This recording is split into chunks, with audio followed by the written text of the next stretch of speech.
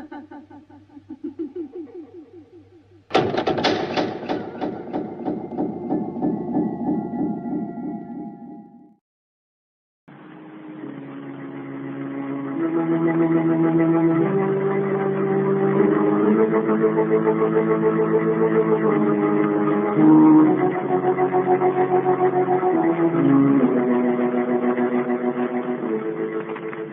knows what evil lurks in the hearts of men?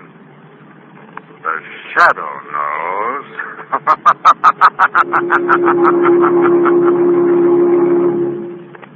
Once again, your neighborhood blue coal dealer brings you the thrilling adventures of the Shadow, the hard and relentless fight of one man against the forces of evil. These dramatizations are designed to demonstrate forcefully to old and young alike that crime does not pay. All types of fuel for home heating, apparently, are going to be scarce this winter. So if you heat with coal, you're fortunate. You're able to store fuel. But get your order in early. Call your blue coal dealer tomorrow and ask him to schedule your delivery as soon as he can. And make sure that you order the right size for your furnace. If you're not sure what it should be, ask your blue coal dealer. He'll be glad to inspect your heating plant and may be able to make other recommendations, too, that will help you to get more heat and to burn less fuel. So first thing tomorrow, call the nearest blue coal dealer and ask him about scheduling an early delivery of your blue coal.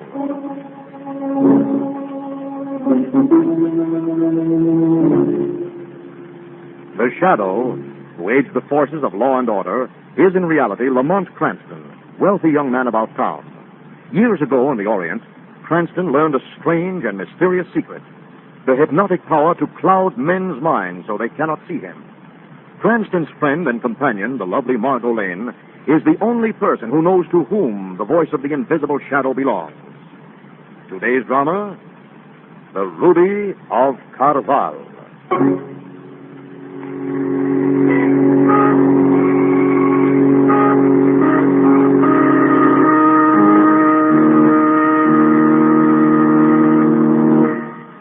5 centuries ago, a forgotten king of Siam pronounced a curse on a fabulous ruby which graced the palace throne room in the ancient city of Karvahl.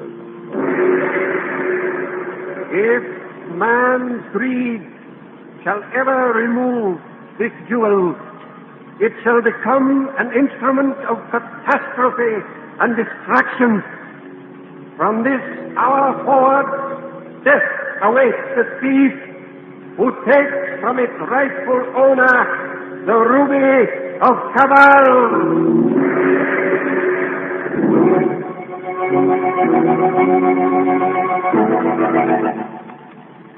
Of course, in time, the ruby was stolen, and for hundreds of years it changed hands until, a few months ago, it became the property of one Hugo Zara, wealthy and famous theatrical star. Nobody, Zara included, paid any heed to the legend of the ancient curse. And yet, one stormy night, where the main highway passes through a small village. Look, Joe! Joe, will you look what's there in the road? Good Lord! Joe, look out!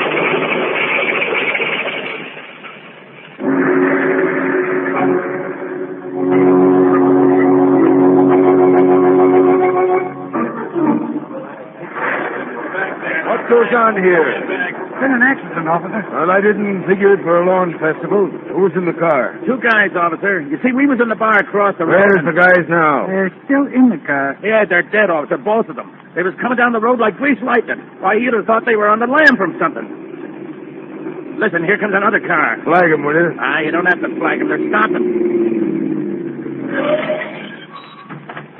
It's all right. It's their car, Lamont. Okay, Margot. Not prisoner. All right, officer, I'll take over. You will, huh? And who are you? My name's Weston. You may have heard of me. I'm Commissioner of Police. Oh, Commissioner Weston. Excuse me, sir. I didn't... Forget it. This is Lamont Cranston, Miss Margot Lane. How do you do? I'm glad to know you. I was just going to open the car and... Well, don't let me stop you. Yes, sir. Gee. Look away, Margot. They got theirs, all right. Was coming to them. You these 2 guys? Yes, we knew them. Who are they? One on the right was Bags Huggins, stooge and gunman for the one behind the wheel. Oh, who's he? Wouldn't recognize him in the shape he's in, but he used to be Moonlight Joe. Moonlight Joe. You mean that phantom second-story character? When the papers call him out in raffles? Same? Was he on some kind of a job? Yes. His last one. But what was he after this time, you know? Yes, I know. I think you'll find it in his inner coat pocket. Yeah? Well, just a second.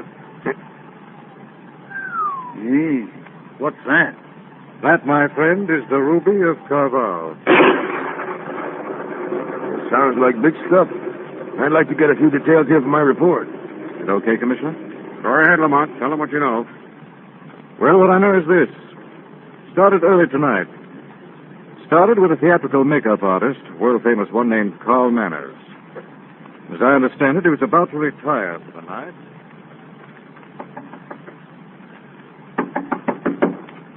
Who's that? Who's there? What do you want? One side, Manners. You heard the man move. Gentlemen, please, it's quite late. I was on my way to bed. Right down, I will put you to bed for good. Who are you?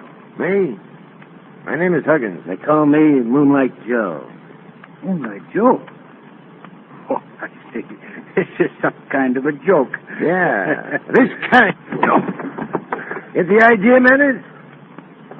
What do you want? Joe wants you to do one of your makeup jobs, that's all. It won't be too tough. I look something like him already. Like who? The man you've worked for the last 10 years. Hugo Zara. You, that same dude, same color. I've been watching his movies. I got his voice down to a T. And now, well, you're going to give me his face. What for? That's my business. Your business wouldn't include an interest in one of Zara's possessions, would it? Maybe. The ruby of Karvahl? This guy needs Now, take it easy, Huggins. I don't mind if he guesses the angle. In fact, I'm going to tell him the whole story. Joe, you were right, Manners. I want that ruby. In fact, I've already made a few tries at it, but it's not easy. So I've decided to try a dynamite shot. I hit on an idea that includes a job of makeup. I'm going to impersonate Hugo Zara. You're going to make me look as much like him as one guy can look like another. And? Zara's out of town. He'll be out of town for a couple of days. I'm going to walk right into that fabulous joint of his and take my time finding that ruby. What are you telling me all this for? Because now you know too much. Maybe you've been around enough to understand what happens when a guy knows too much. I see. Okay, then get to work. Gentlemen, To work. Put that gun away. He will. After you've made me look like Zara, just like Zara. But exactly.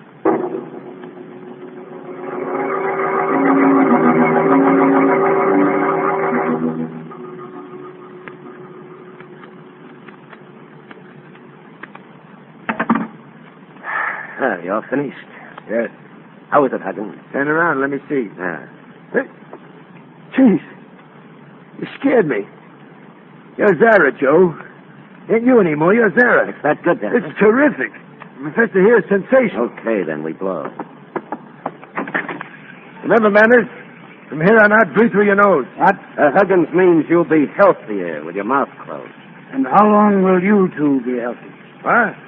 Perhaps you don't know it, but there's a death curse on that particular stone you're after. Is that so? A death curse 500 years old. Oh, you give me the shake. Yeah, you scare us to death. What's the matter, Huggins? Did you hear something, boss? Me? No. Sounded like a big bell. Must be hearing things. Well, cut it out. Just keep hearing the way he'll sound. Who? The fence. When he offers us $250,000 for the ruby of Karvahl.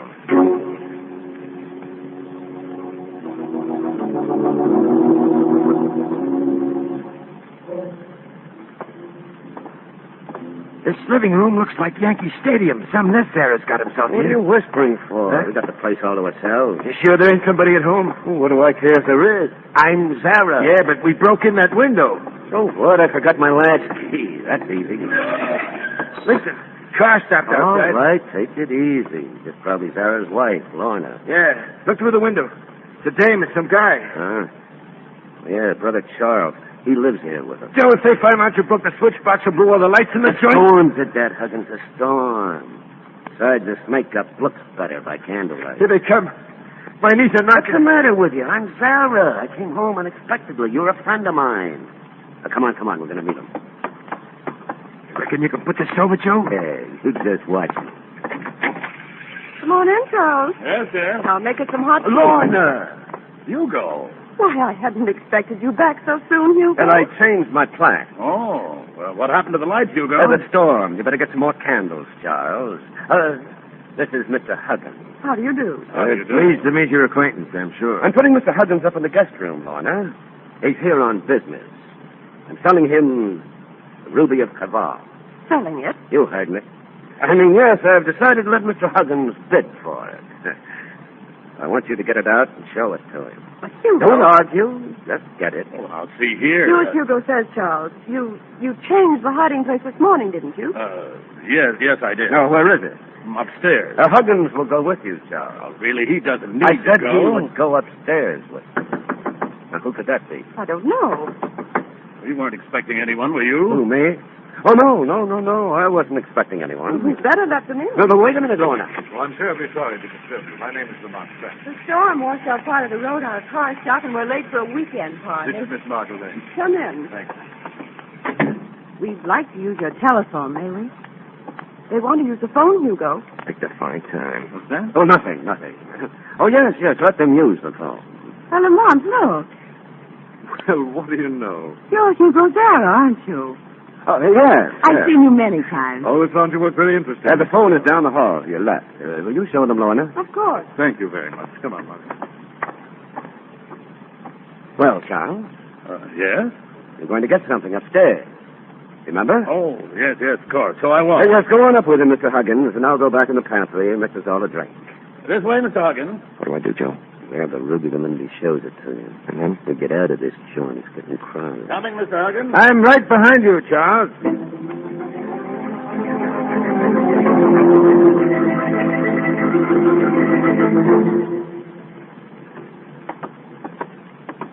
Right this way, Mr. Huggins. Sorry to put you to this trouble, Charles. Oh, no, I don't mind, really. In fact, I, for one, would be mighty glad if you bought the Ruby of Karvahl. There's been death, sudden death, for too many of its owners. Just step inside, won't you?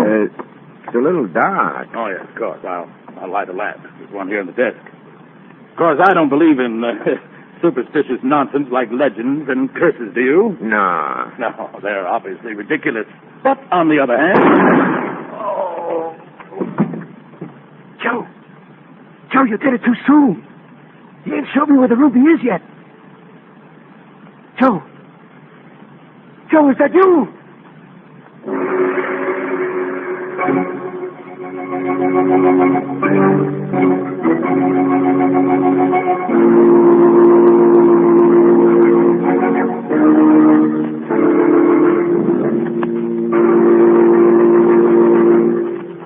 We'll return to the shadow in just a moment. Friends, you're missing plenty if you don't have a Blue Coal Temp Master heat regulator on your furnace. You are missing the wonderful work-saving ease that automatic temperature control gives. You're missing the even, steady, healthful heat that could be yours. And you're missing the big savings in fuel that a Temp Master makes possible. Altogether, you're missing the carefree heating comfort you should have. But why wait any longer? Call the nearest Blue Coal dealer and ask him to demonstrate the new Blue Coal Temp Master. They're not expensive. There is no charge or obligation for the demonstration. The Temp Master is an entirely new kind of automatic heat regulator. The electric eye thermostat upstairs, a Blue Coal development, keeps your home exactly at the temperature you set on the dial, eliminating all those trips to the basement to adjust dampers. Furnace controls are operated automatically as needed, and the electric eye thermostat actually shows you the exact position of those dampers. This winter, save fuel, save trouble, and get much better, much more healthful heat with a Blue Coal Temp Master. Only Blue Coal dealers have them. Blue Coal dealers are listed in the classified section of your telephone book. Call the nearest Blue Coal dealer and ask him for a demonstration of the Temp Master tomorrow. And now, back to the shadow.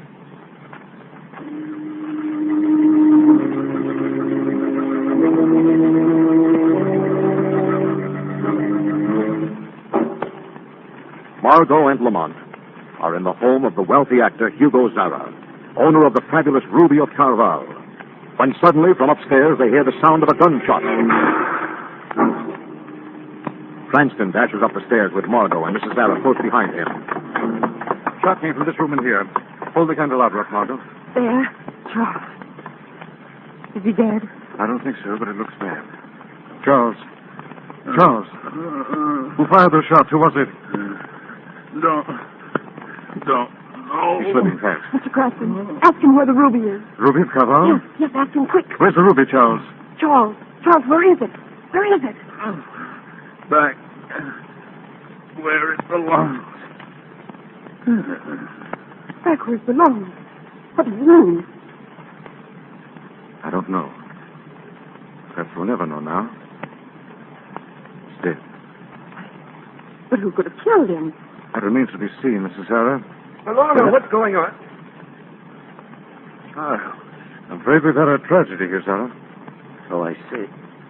Where's the ruby? We don't know. You don't know? Charles changed the hiding place this morning. He hasn't told me where. According to your brother-in-law's last words, the ruby's perfectly safe, Mrs. Zara. Safe? But where? All he said was it was back where it belongs. Oh, he was delirious. The ruby is somewhere in this house. Charles probably made a note of the ruby's hiding place. Oh, maybe that was it. What was it, Margaret? This paper. When we heard that shot and ran up the stairs, I happened to see a piece of paper on the stairway carpet. It just occurred to me maybe Charles dropped it. He's just gone up there. Let me see that paper, Miss Lang. Oh, I picked it up. Where'd that put it? Not there. No. Not here. I guess I must have dropped it in the excitement. Well, come on. We'll trace your steps and have a look. Oh, find it. That's $250,000 worth of ruby. Relax, Mr. Zara. We'll do our best. By the way, what's happened to Mr. Huggins? How do I know? Probably packing to leave. Where would he be packing? You said you put him in the guest room, didn't you, Hugo? Oh, in the guest room. Yes, I did. Thank you. Come on, Margot. Any idea who killed Charles Lamont? Not yet, but I soon will have. What do you mean? I mean, you're going to look for the missing paper alone, darling. I'm putting in a call to Commissioner Weston. And then? Then a gentleman named Huggins is going to receive a visit from the Shadow.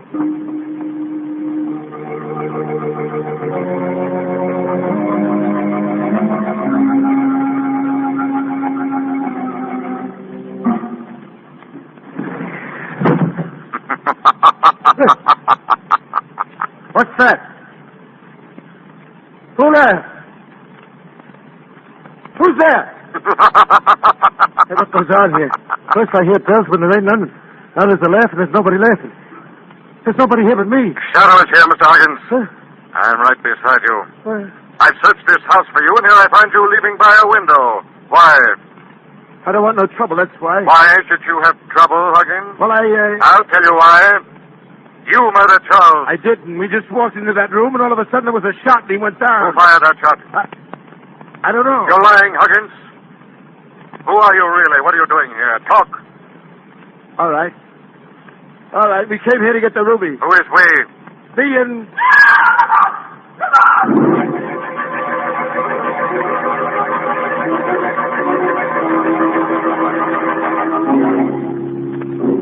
Margot. Oh, You're all right now, darling. You're safe. oh, Lamont, I came down the stairs looking for the paper. Yes? There was a dark figure here at the bottom of the landing. It had its back to me. I started to speak. It knocked the candle out of my hand. Before I could move, there were fingers round my throat. I guess I fainted. It's a good guess, darling. Who was he? Who was he, Lamont? I'm not sure, Margot. Listen. Seems we have more visitors. Stay here, Margot. I'll see who it is. Be careful. I always am, darling. Well? Where is he? Who are you? My name is Manners. Carl Manners, the makeup expert. Is he here? Is who here? Moonlight Joe. You mean Moonlight Joe is here in this house? Yes, but you'd never recognize him. I made him up to look exactly like Hugo Zara. What was the idea? Zara went out of town for a few days, and Moonlight Joe wanted to get into the house masquerade as Zara and have plenty of time to locate the ruby of Karvahl. I see. Now, I just found out that Zara isn't out of town. What? The cab driver at the railroad station in the village just told me that he brought the real Hugo Zara to this house around 8 o'clock this evening. He changed his plans, he said. When I heard that, I realized that if Moonlight Joe ran afoul of the real Zara, he'd kill him in cold blood. How well do you know Zara, Mr. Manners? I've worked for him for the past 10 Where years. does he spend most of his time when he's at home? In his study on the second floor. In his... That's Mrs. Zara. What is it? Where are you? Second floor, my husband's study.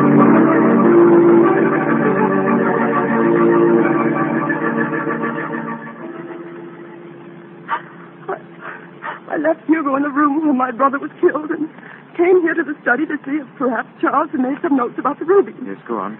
When I opened the door, there was Hugo sitting behind the desk. You were amazed, of course. Of course.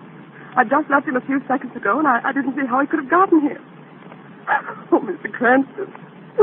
He's dead. Don't please, Mrs. Zara. It may not be your husband, Tom. What do you mean? There's a man in this house masquerading as your husband.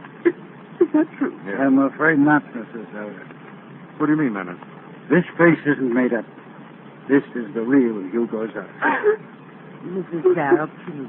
Manners, Yes, Mr. Cranston. are you on? No. Take this revolver. Stay with Mrs. Zara. You and she comb the upper story. Miss Lane and I will cover the lower floors and exits. We're not letting Moonlight Joe and his friend Huggins leave this house.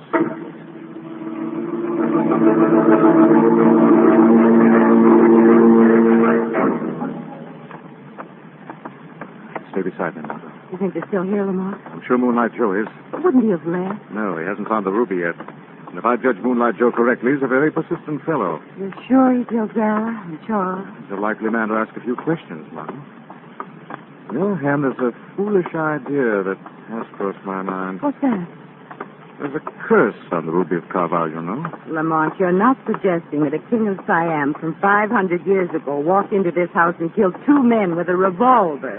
No, I suppose perhaps he could walk into the house if he chose.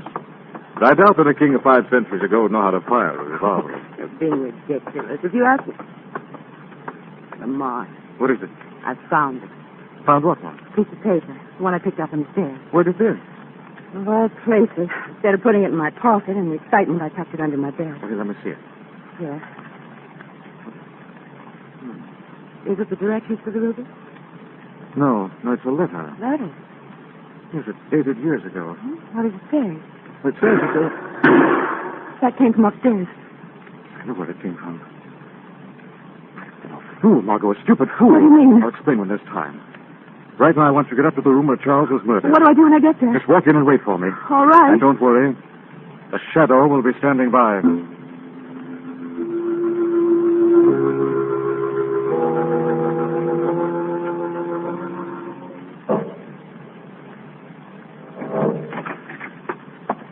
Mr. Manners, I just... Mrs. Zara. Dead, Miss Lane. What happened, Mr. Manners? He killed her. Who? Moonlight Joe.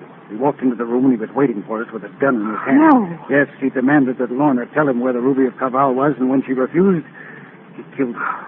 Well, that's strange. Did he kill her? Yes. Why? He knew she didn't know where the ruby was, Mr. Manners. Charles hadn't told her where he put it before he died. I see. When you think of it, it's strange that Moonlight Joe should have killed either Charles or Mr. Zara. He's here to get the ruby, not to commit murder. He could have stolen it long ago if he wanted to kill everybody in the house to get it. Mm-hmm. You're a clever young woman in many ways, Miss Lane. Am I? But you could be clever. How? You could be discreet enough to keep out of the middle of things that don't concern you. Why, Mr. Manners? Why? You've had one lesson, Miss Lane. Maybe this one will show you why. Mr. Manners! Mr. Manners! Maybe you'll hesitate next time before you... What's that? Shadow! Who's there? I'm the shadow. Where are you? Here in this room, though you can't see me. What do you want here? To accuse you, Manners, of being the dark figure on the stairs who strangled Miss Lane a few moments ago. I didn't hurt her. You hurt others. You've murdered others. Hugo, Zara, Charles, and Lorna. It was Moonlight Joe. He came here to get the ruby, and he killed them all. He didn't kill them, no Manners. You'd hope we'd blame him because you wanted to get rid of the Zara household for your own reasons. What are you talking about? You'd known the Zara family for years, Manners, long before it was a family. You were in love with Lorna before Zara took her away from you and married her. That's not true. The letter Miss Lane found on the stairs proves it's true, Manners. It's a letter written in the heat of frustrated love 20 years ago, threatening to kill Zara, Lorna, and her socially ambitious brother, Charles. That's a lie. When you finally saw the chance to keep your threats and frame Moonlight Joe, you grabbed it. You shot Zara, and then remembered those incriminating letters, found them in his desk, and took them along. Your one slip was that you dropped this one and left it for us to find. So you know. Well, maybe we can do business, Shadow. Let me out of this house. Give me a chance to leave the country. And if I do? I won't kill Miss Lane. Shadow! Put down that gun. If I can make the deal, Shadow. I'm afraid you can't. Then I'm afraid I'll have to shoot. Manners!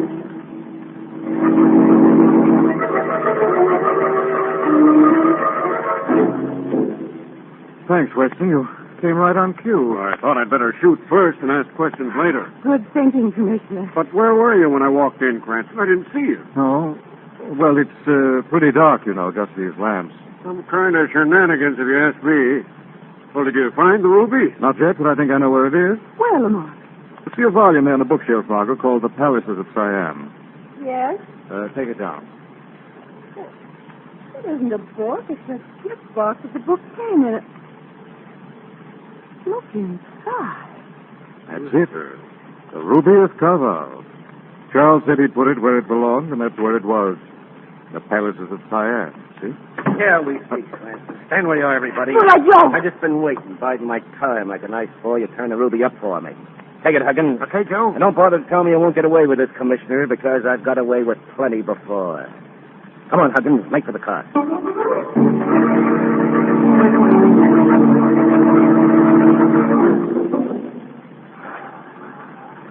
This was the one Moonlight Joe didn't get away with, as you can see by the two bodies there in the car. And so, officer, that's the story. There's this one thing I don't get. There wasn't no blowout. They didn't skid. They wasn't drunk. And still, all of a sudden, it looks like this Moonlight Joe just deliberately swerved into that concrete post. I think Margot picked up something off the road while I was talking, didn't you, Don? Yes. What was it? Well, it looks like the strap off a girl's sandal. Sandal, huh? That's the kind of shoes they wore, all right. Who? The ancient kings of Siam. Lamont, don't be ridiculous. Could it have been possible that Joe swerved because he saw a very strange figure looming ahead on the road? The figure of an Oriental king? Lamont, that Siamese king has been dead for 500 years. Still, he pronounced the curse of death on whoever stole the Ruby of Karvahl from its rightful owners. You're Joe and Huggins. Dead. You don't really believe he could have been here on this road in 1947? I don't know, Margot. It's hard to know just what to believe.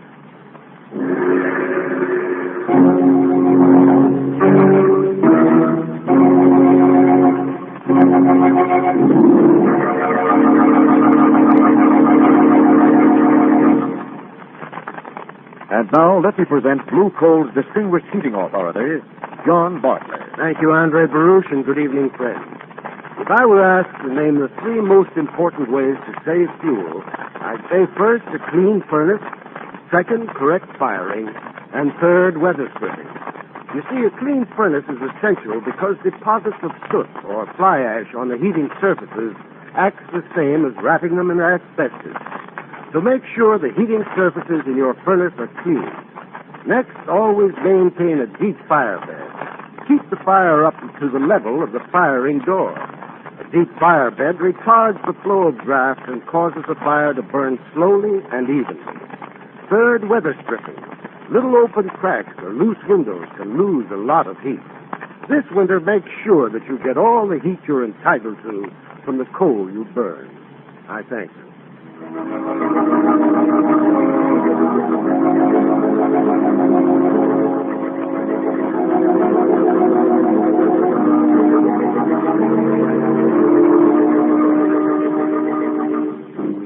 This story is copyrighted by Street and Smith Publications, Incorporated. The characters, names, places, and plot are fictitious. Any similarity to persons living or dead is purely coincidental. Again next week, the Shadow will demonstrate that The weed of crime bears bitter fruit. Crime does not pay. The shadow knows.